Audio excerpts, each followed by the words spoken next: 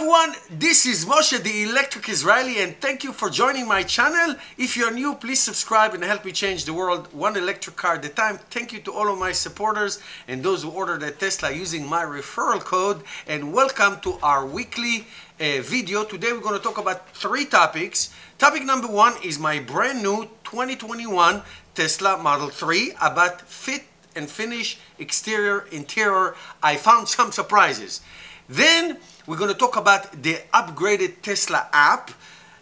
Mixed reviews. We'll go through some of the main features of the new upgraded Tesla app in the United States especially. It has a lot of features. And lastly, we're going to talk about the new proposed federal incentives for electric cars. And I'm going to try to stay apolitical as possible as I can. So let's start with my brand new Tesla Model 3. Let's take a walk around it and see how it looks like, because Teslas were criticized and still are criticized for fit and finish, paint issues, things that don't fit, floppiness and all things like that. So let's take a look. Here's my Tesla Model 3 parked outside on my driveway. Black, same color like I had for my 2018. Look exactly the same from the interior, mostly.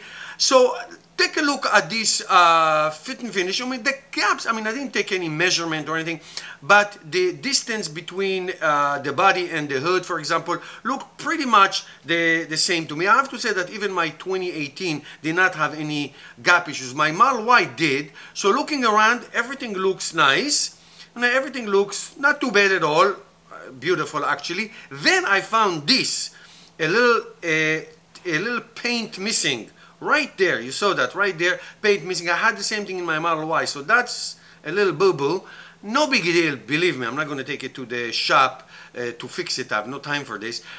Going to the side, the driver's side, you can see that the gaps are pretty much even. Looks nice. Tires look nice. The rims look nice. This is just a little schmutz from the road, so it's not a big deal. Around the side mirrors also really good. No problem there. The gap where they fold, it's really not a problem. Moving along to the frame around, as you see, there's a chrome delete from the older model, so it's now all black, covering the chrome, both on the frames and on the doorknobs. They're all black, no more chrome. And this part used to be like a little step, but now it's not even Steven. Even on this side, maybe a tiny bit, a millimeter on the other side, but it's really no big deal whatsoever. Maybe a little wider over there where we just saw. Tires all around is good. Let's go to the back. This is the charge port. I never like to touch it by hand. I always use the app to open and close it, or the screen. I don't like to touch it too much because of the magnet. It did break in my old car 3 times. See, it's good, pretty good. A little, the gap looks even. No problem there. No problem on that door frame on the side. Here's the rear. This is where I had a big problem with the Model Y. That left tail light was full of water after a month. It was just a swimming pool. Right a month after I got it, and it had to be replaced. As you see, it's the dual motor, and the other side as well. The gap is fine, no big deal. So hopefully we'll see if this backlight will hold in terms of getting water or being sweat. This is a little schmutz, so it's not a big deal over there. Just a little leaf, grass. So on the side, it looks okay, looks fine. This is all, I didn't wash it yet. I didn't wash it, so it's rain stuff. So it's no paint issues. I really looked really in details and all around, and I didn't find any paint issue except for the other side where there was paint missing. Here, again, tight, not a problem at all. And moving along around the frame, around the doorknobs, all fine. Door handles, no problem right there too, nice and even. I would say, I'm not Sandy Monroe, but I can tell you that it's fine. Now, interior, as you see, that eucalyptus wood panel in the new models does extend all the way. It used to end there, now it extends to the door 3/4 way. I don't love this, you know, this fabric, whatever you call it over there, you know, that velvet fabric. I don't like it. That's the latch, emergency latch. Do not use it unless it's for emergency. I did use it once when my 12-volt battery died and I couldn't open the door regularly, so I used that latch. I used the very cheap floor mat. I don't invest in that too much money. I think it's a waste of money. And you know, the seats are great, no problem. No lumbar support. I'm going to show you later. No lumbar support on the driver's side.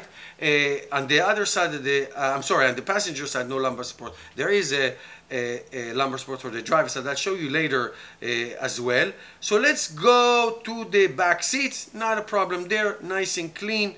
No problem. Again, I see I don't like it that much. It's okay, that whatever material that is. I think it's velvet. The seats, again, the stitching is good. I found one stitching issue. Right there, there's a little schmutz. I don't think this is a problem. You know, use some spit and let's see what happened. Spit always cleans everything up, so it's fine. It was not an issue. I love this in the back seat, really do. The cup holder, really nice. No problem there. No issues with the gaps, no issues with the stitches, no issues with the seat belts. Really, you can see that it is a much better quality than cars from before. And now let's go to the driver's side. Let's open the door. Same thing with the wood paneling, the eucalyptus wood paneling. Here is the lumbar support. You see, on the right side, it does work. And all the seat adjustments. So you do have that button. In my 2018, it was on both sides. On both sides. The other side, I'm going to go back again in a second. On the other side, I'm going to show you. It looks like there's a button, but it's just false. It's just a circle without nothing in it. Okay, so let's walk around. I don't know if you can install it later. I have no idea. But there is a circle, as you see. There's a circle, but there's nothing in it. It's just a circle. I guess it can come up and you can install something. I have no idea. But the seat adjustments, the power seat adjustments on both sides, that stays. That stayed. Okay, the carpet there, I see a little bit of a leftover, but it is fine. It is fine. Okay, so now let's go back around. Let's go into the car. Now, when I went into the car, I did find something. I'm going to show you in a minute. I did find something. Now, let's take a look. Here is the door handle.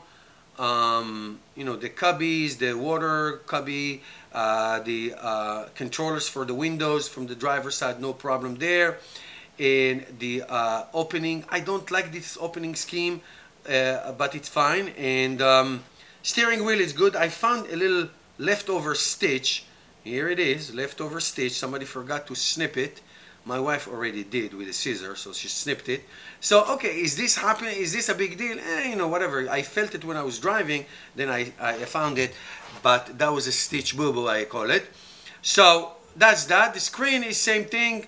You know, air conditioning, all that. Center console, I really love the new center console. I really do. I didn't like that piano black. I love the wireless phone charger. Love it. No more cables hanging around. No more, nothing like that. This is really great. So we really love it. I have to say, it's great. And the center console itself, you know, it's opening. I don't like the way it opens. You really have to push it. I love the way it closes because it's a real little tap and it closes. I don't like the fact that there's no drawers organizers in the center console, both this one and the one behind it. I don't like it. I'm ordering cubby organizers from Amazon. So it's pretty much good. You know, the glove compartment door is fine. My son, of course, put his feet on like he always does and already schmutzed it, but that's okay. Now let me show you something. This used to be a problem for many drivers. These panels in the middle, the connection between the glass roof and the panel. So here I didn't find any issue. Some people had to take it to the center to fix it. So it was sturdy, but in the back, but on the passenger side, I'm going to show you in a second, the passenger side, it was a little, I can feel it, you see, I can feel it a little bit. It's like it gives. I can feel it a little bit, not in the back, but on that side as well, it gives. So, not here, not by the driver's side, nice and sturdy, but in that side it gives. So, all in all, I have to say that it is much better, much better than you know, my Model Y for sure. My Model 3, I have to say, that 2018 was a great car. You know, no issues there, none whatsoever. Okay, let's go to the app. And the app, you know, really, the interface looks different. It has all the functions that you like, but it's in a different layout. I'm not sure I love it. It's like in a night mode all the time. You know, you have the regular controllers, the upgrades, the service, the roadside assistance, the whole thing. That's just the way you like it. But it has more things that you can do. So here's my Model 3. Here is my Model Y that I ordered. Here's my home. And here's the Tesla Tequila shop. The inbox, the loot box, the account, the setting, the sign out, and all that. So that's great. Here's my Model Y that I'm still waiting for the delivery. My home solar panel power. It's really great. This is something we didn't have in the old app. So you can do a lot more things. You can do the upgrades now. I have the full self-drive, so I don't have that option. But I can buy an acceleration boost for $2,000 for a whole half second faster if I want. And there's also, I'm going to show you in a minute, there's also the subscribe button. The subscribe button, if you, here's the acceleration. You can go to 3.7 from 4.2. And I'm going to show you in a minute the subscribe for the premium connectivity. As you know, it used to be, I had it in my old Model 3, you know, grandfathered for life. And here, in all the new Teslas, you get it for 1 year. Not all the Tesla, not the SR, just the long range. So you get it for 1 year, and then you can you know, subscribe for $9.99 per month, cancel anytime you want. Now, if I didn't have the full self-drive, I would have been able to purchase month by month for $199 full self-drive. But because I'm going to keep this car for, I hope, a long time, so I wanted to have the full self-drive embedded in the car. So as you can see, you have the upgrades. Depend on what you chose. You can do it from your from the app. This is really my favorite. Now you can shop from your app. Okay, you have the accessories. You can go floor mats, whatever it is, interior, exterior, tires, floor mats, whatever you want. It's really right on your app. You can add it to your account and you can buy it from there. So I would say that, you know, there's a lot of things that I like. There's more functionalities, definitely more functionalities. Some of the layouts, you know, I don't love it. But you know what? It's an upgrade. We'll get used to it. But I think all in all, there's many more things that you, not many more, almost everything you can do on the app that otherwise beforehand you had to do on the website itself. So that's great. As you can see, it's really awesome. Now, let's do the last topic. Now, I always emphasize in my channel that I am really apolitical when it comes to this channel. I have been for all these years, both on my English version of this channel and my Hebrew version of this channel. And I don't like to get involved in politics. But what I think the proposal that the Congress is going to try to push with the incentives, the electric car incentives, which has been around since George W. Bush was the president. The $7,500 was around for I would say 13 years already. And I used it for my Tesla cars, for my Chevy Volt, for my Nissan Leaf, and it's wonderful, $7,500. Now, it had a ceiling, 200,000 cars, so Tesla doesn't have it, GM doesn't have it anymore, unless you have state incentives. I have to say, guys, that the new proposal really favors, and Elon Musk even said it, and Honda said it, and Toyota said it's really written by the unions, by the auto unions. Now, I have nothing against unions, but it doesn't look like an incentive for electric cars. It looks like an incentive for unions. Now, again, I'm not against unions. That's not my opinion, but it doesn't look like it. So basically, the 7,500 stays. There's no more limitation for 5 years, and then it will extend it for 5 years after that for cars made in America. Now, if your car is made by a union, you get $4,500 more. Now, there are some other details with battery size, but these are the two big things. 75 for everybody, no limitation of sales for 5 years, and then 5 years after that for cars made in America only, meaning no imports. Let's say the Chinese, if China is going to export cars to here, and union, meaning GM, Ford, Stellantis, well, that's what they call, used to be like Chrysler, Fiat and all that group, they get $4,500 more. Well, let me just say, for example, Ford, for example, took all their business out of America, that's a fact, moved it to Mexico, nothing against Mexico, they have a union there, so they make it there for cheap labor, and then they bring it, sell it here, and they get that incentive. They, meaning Ford, get that incentive. And it's an incentive point of sale, meaning you get the discount and Ford or GM, whatever, get the check, basically. It's not like you deduct it from your taxes. Now, I have to say that it's $400,000 for a single taxpayer and $800,000 for a couple, which covers 99% of Americans. Now, the way it breaks down is that sedans get this incentive under $55,000, SUVs under $69,000, pickup trucks under $75,000, and vans under $54,000. So that is how it breaks down in terms of the sales and the incentive. So that's basically what this proposal. Now, let me give you my closing thoughts. There's one company that sells the most electric cars in America and frankly around the world, and that is Tesla. But let's focus on Tesla in America. It is the most American-made car ever. The most American-made cars, 70 or 75% of all their components, including the battery now, is made in America, in California, which is the last factory in California that makes cars, and soon in Texas, one of the biggest factories in the world. So these workers, they're not unionized, and I don't get to the politics why not.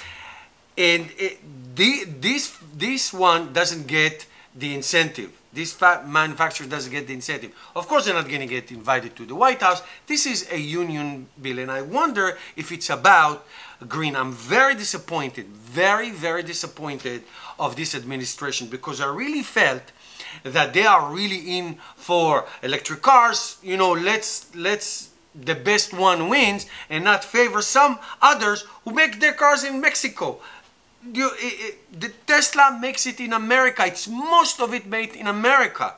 American workers for American consumers controlling 70% of all EVs. It's really, really actually, it's not mind-boggling. It's total politics, and it's really giving a trophy to everybody, but not to the winners. It's giving a trophy to everybody that is not the winner, and not a trophy to the winner. It's really ridiculous, and I hope this is going to change. It's totally not right. Totally not right. And Elon Musk said it. He said it's a bill written by the unions, and like I said in the beginning, Honda and Toyota are also very upset about it. Let me know your thoughts. Thank you for watching, and I'll see you next week.